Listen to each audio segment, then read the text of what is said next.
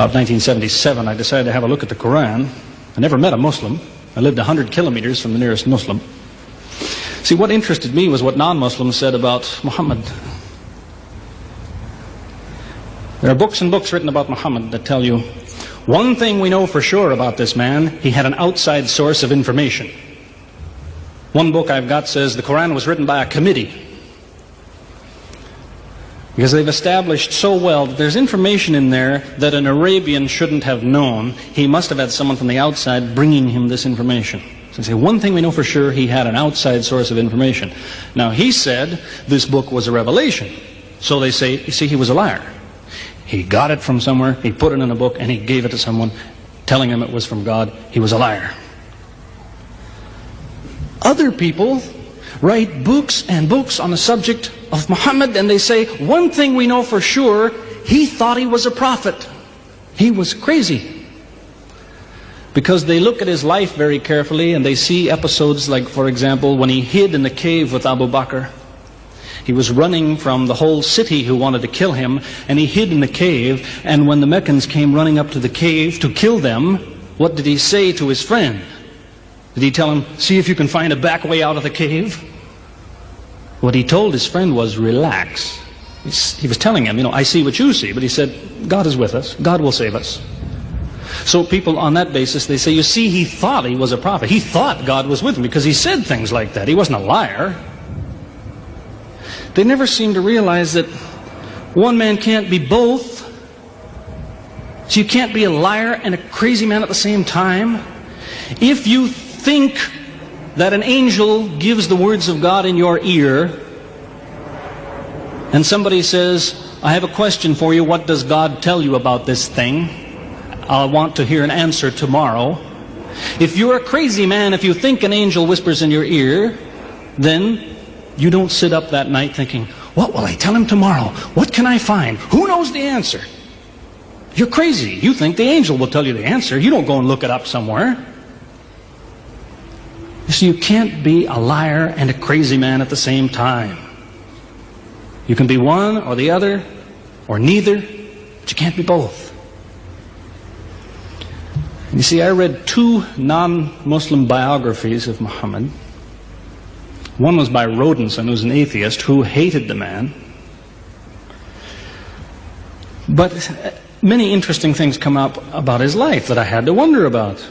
One story that's told is that when he was an older man, he had a son named Abraham.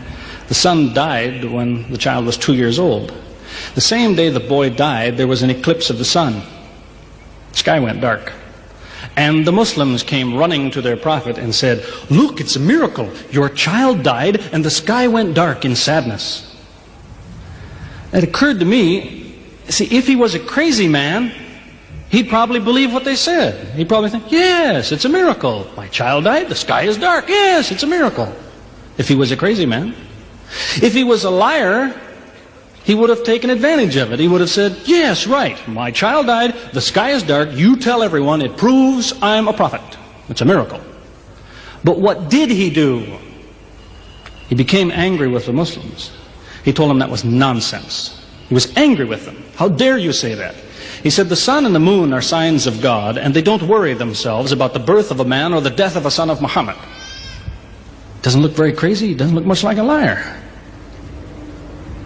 Now you have a third alternative, of course, which people tell you all the time. They say, no, he was not a liar. He was not a crazy man. He was deceived by the devil. Deceived by the devil. It's an interesting idea. But whatever you say, you better be ready to back it up. There's a lot of difficulties with that idea. For example, there is a verse in the Quran which tells the reader about a good habit to develop. It tells him, before you read this book, always say, A'udhu billahi minash shaitanir rajim, which means, I take refuge in God from Satan the rejected. Is this Satan who wrote this? Who said, before you read my book, ask God to save you from me? Is that Satan who wrote that? As Jesus said, if Satan is divided against himself, then his kingdom will fall. He's fighting against his own interests. So let me finish with a story that illustrates a point. As I said, there's many theories and many explanations around. Many explanations.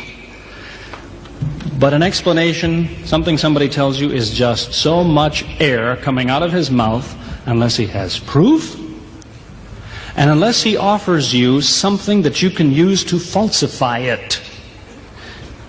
You see, there's many theories of how do the planets go around the sun and how do the stars burn and all the rest of it. Many theories. Most of them are just so much wind. Scientists pay no attention to them because they don't contain something that could be checked to prove it false.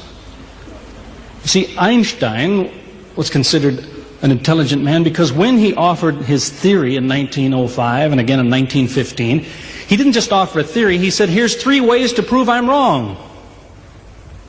Now it's worth listening to. He's told me, here's 3 different things you can do. If you can do this, I'm wrong. Here you are. Is there anything like that in Christianity? Has the Christian ever said, you want to prove I'm wrong? All you have to do is this. Has he ever done that? The Quran is filled with that kind of thing. Filled with it. Saying, you want to prove this book is wrong? Do this. Prove it. Go ahead. Do it. Filled with that kind of thing. There's an example of it that made a big impression in its day, during the lifetime, 14 centuries ago, of the Prophet of Islam. You see, he had an uncle named Abu Lahab. That was his nickname, Abu Lahab. This man hated Muhammad. He hated anything the man said. He used to watch him going through the city, and if he saw him talking to someone, he waited till they split up. He'd go after the man he spoke to and take him and say, what did Muhammad tell you? Whatever it is, it's a lie. Did he tell you day? It's night. Did he say black? It's white.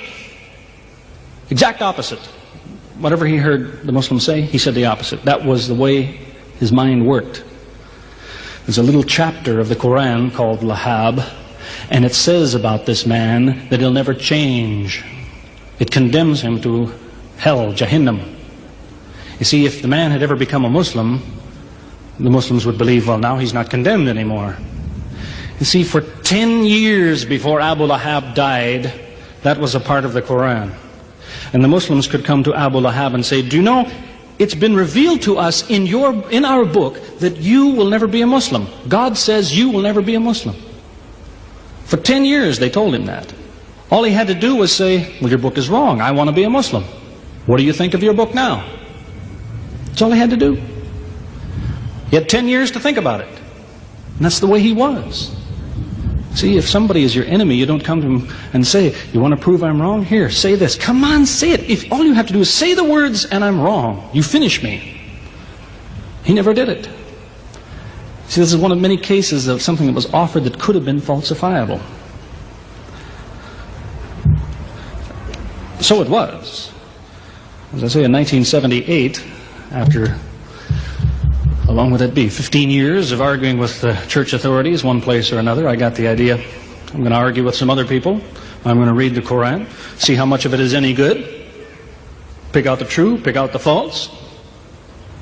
Thought it'll take a few years, it'll take some serious study and so on. I read through it. About 3 days later, I finished it. I said, this is what I've been saying for 15 years. So I went to find some Muslims. I don't want somebody to feel you've been tricked into something. I haven't said anything about Christianity that isn't true. I haven't said anything about Islam that isn't true, unless it was a slip of the tongue or something. I'm simply trying to remind an individual, don't close your mind before it's too late. Don't make up your mind before you have all the facts. Most people who used to be Christians and become Muslims will tell you, I am a better Christian than I used to be. Now I follow Christ. I didn't before. That's what I would tell you. The Bible says Jesus told his disciples, when you greet one another, let your greeting be, peace be with you.